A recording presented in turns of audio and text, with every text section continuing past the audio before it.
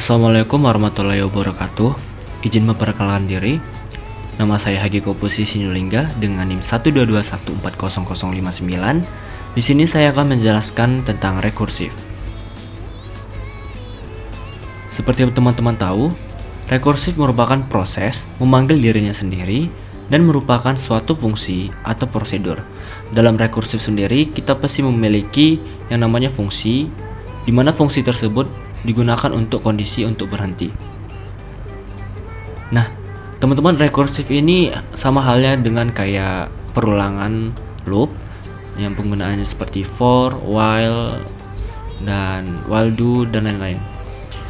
Nah, apa sih perbedaan rekursif dan loop? Perulangan menggunakan loop untuk menjalankan serangkaian perintah berulang kali berdasarkan kondisi yang ditentukan. Sedangkan kalau rekursif itu melibatkan pemanggilan fungsi itu sendiri secara berulang untuk memecahkan masalah yang lebih kompleks.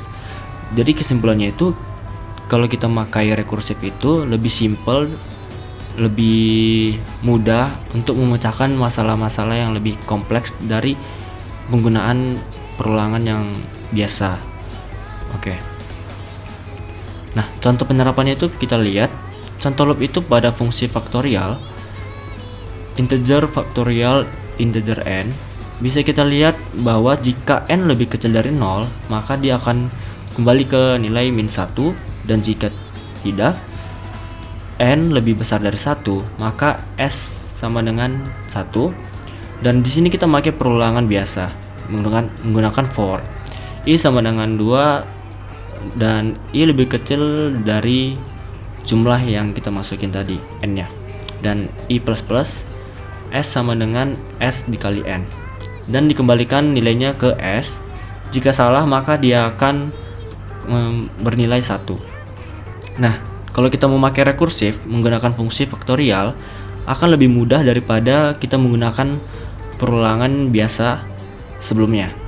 Jika kita lihat sini, kita mau menggunakan yang namanya integer faktorial integer n, dan jika n sama dengan 0, dia bakalan return 1.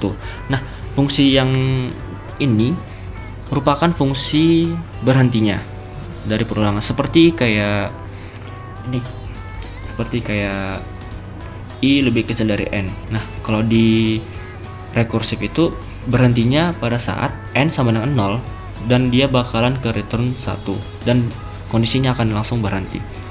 Jadi di sini jika else, dia bakalan kembali ke nilai n dikali faktorial n kurang 1.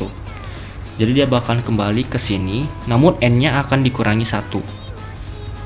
Nah, untuk pemanggilannya, kita pemanggilannya di in main integer result sama dengan faktorial 5. Kalau kita misalnya mau memanggil nilainya 5, dan akan ditampilkan resultnya. Oke, di sini akan saya penjelasan rekursif. Di sini saya membuat kode program dengan membuat faktorial dengan integer n sama dengan 5. Nah, di sini kita buat di subprogramnya itu yaitu integer faktorial integer n, dan jika n sama dengan 0, maka akan mengembalikan nilai 1, dan jika tidak, maka akan kembali ke n dikali faktorial n dikurang 1 ditambah 2 kali n dikurang 2. Dari in main ini kita akan memanggil hasilnya yang dari faktorial di atas ini. Nah, jadi outputnya itu akan menjadi seperti ini hasilnya: 358 70 16 4 1. Oke, penjelasan lebih lanjutnya itu seperti ini. Faktorial n sama dengan n dikali faktorial n dikurang 1 tambah 2 kali n kurang 2. Ini adalah rumus yang kita masukin tadi di program tadi. Nah, kita ingin memasuki n nya itu sama dengan 5. Nah, jika kita lihat, kita masukin 5 4 3 2 1, bakalan seperti ini outputnya. Jadi a itu merupakan 358, berarti yang faktorial 5 ini hasilnya ada 358, dan faktorial 4 hasilnya adalah 70, dan faktorial 3 hasilnya adalah 16, faktorial 2 hasilnya adalah 4, faktorial 1 hasilnya 1. Di sini saya lupa menaruh faktorial 0. Namun faktorial 0 itu juga hasilnya adalah 1. Oke, kita lanjut. Nah, penjelasan lebih lanjutnya seperti ini. Kita memiliki nilai ataupun kita memasuki nilai n itu sama dengan 5. Nah, faktorial 5 sama dengan 5 dikali faktorial 4 tambah 2 kali 5 kurang 2 sama dengan 358. Nah, jadi maksudnya itu kayak kita kembali dulu. Ini aja. Nah, rumusnya yang tadi ini kita misalkan n-nya itu sama dengan 5.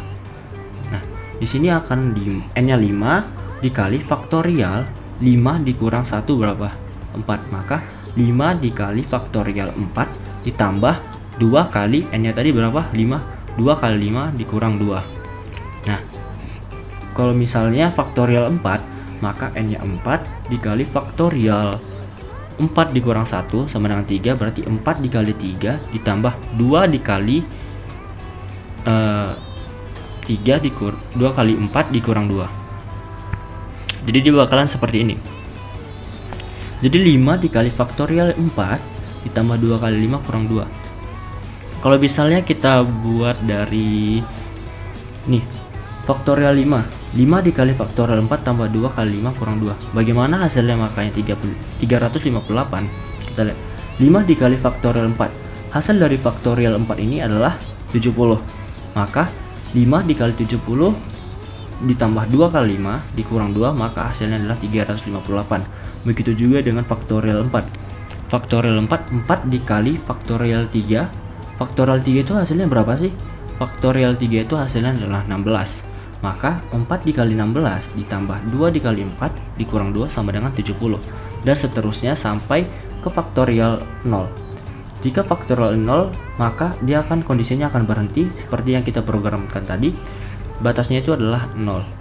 Jika n-nya sama dengan 0, maka dia akan menjadi nilai 1. Dan jadi di faktorial 1 ini 1 dikali 1, faktorial 0 kan hasilnya 1 tuh. 1 dikali 1 tambah 2 kali 1 dikurang 2 sama dengan 1. Dengan begitu, hasil operasi dari program rekursif tersebut dengan nilai n sama dengan 5 adalah 358. Mungkin ini saja penjelasan saya yang bisa saya sampaikan. Jika ada kata-kata yang kurang, mohon dimaafkan. Sekian, terima kasih.